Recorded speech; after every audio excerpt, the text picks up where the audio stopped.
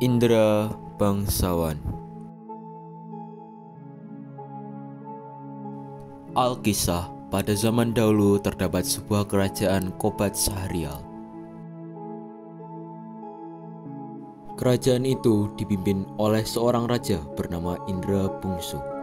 Ia adalah raja yang sangat bijaksana dan memiliki permaisuri yang sangatlah cantik parasnya, bernama Putri Siti Kendi. Lalu tersebutlah perkataan seorang raja, "Wahai Adinda, lamanya rumah tangga yang kita jalani membuat Kanda bahagia.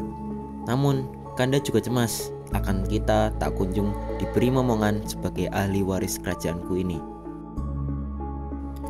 Begitu juga yang sedang Adinda cemaskan Kanda. Sudah Dinda coba meminta tolong ke beberapa tabib, namun Dinda tak kunjung juga mengandung." Maka di hari itu ia pun menyuruh orang untuk berdoa dan bersedekah pada fakir miskin.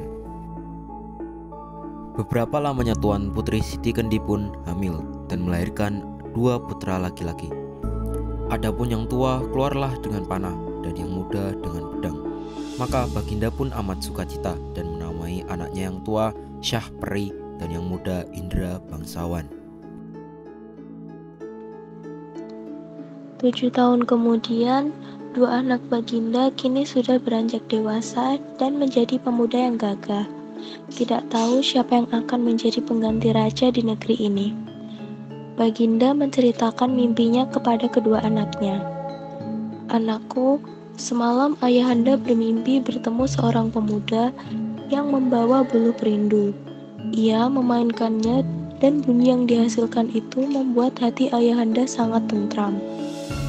Lalu pemuda itu berkata, 'Barang siapa yang dapat mencari bulu perindu yang dipegangnya itu, ialah yang patut menjadi raja di dalam negeri ini.'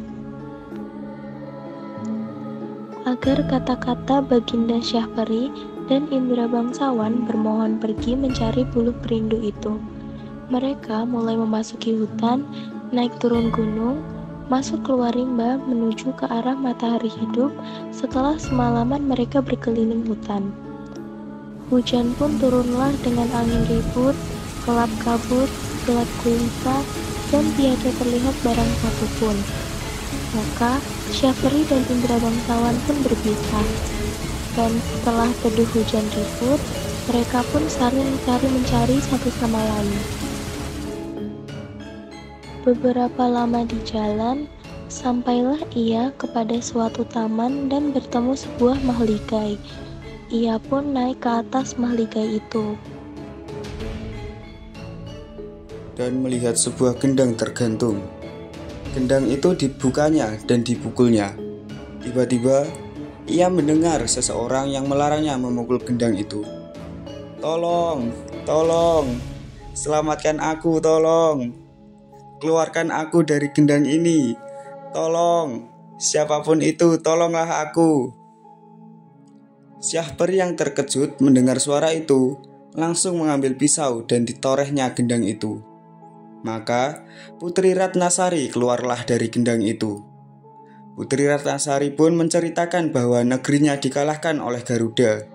Itulah sebabnya ia ditaruh orang tuanya di dalam gendang itu dengan suatu cembul. Di dalam cembul yang lain ialah perkakas dan dayang-dayangnya. Tak selang lama, datanglah Garuda itu. Syahperi menghembuskan panah beberapa kali, dan akhirnya Garuda itu pun mati.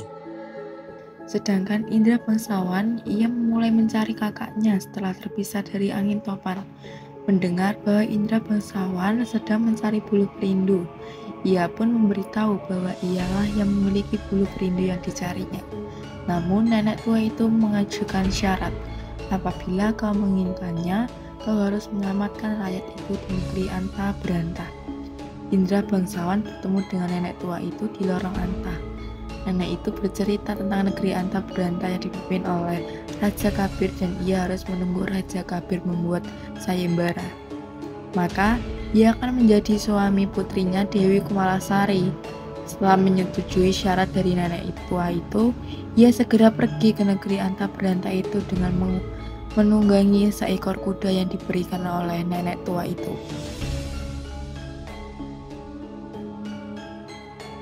Setelah Indra Bangsawan sampai di tempat tujuannya, ia mengatakan kepada pengawal bahwa ia akan membantu melawan sang raksasa itu. Setelah berulang kali Indra Bangsawan menyerang raksasa, akhirnya ia berhasil membunuh sang raksasa itu. Setelah sayembara, Raja Kabir pun lalu menikahkan putrinya dengan Indra Bangsawan yang dilaksanakan selama 7 hari 7 malam. Indra Bangsawan berencana mengambil buluh perindu dan kembali ke negeri Kobat Jaharial dengan mengajak istrinya. Setelah meminta izin dari Raja Kabir, ia mendatangi lorong entah berantah sebelum ke tempat Jaharial. Setibanya di lorong entah berantah, nenek itu menyerahkan buluh perindu yang diinginkan oleh Indra Bangsawan. Setelah mengambil buluh perindu, mereka melanjutkan perjalanan ke negeri Kobat Jaharial. Pada saat itu pula, Indra Bangsawan menyerahkan buluh perindu kepada raja. Maka raja mengumumkan bahwa Indra Bangsawanlah yang akan menjadi penerusnya. Mengetahui bahwa adiknya mendapatkan buluh perindu, Pangeran Syahperi merasa bangga dan kedua saudara itu hidup damai berdampingan.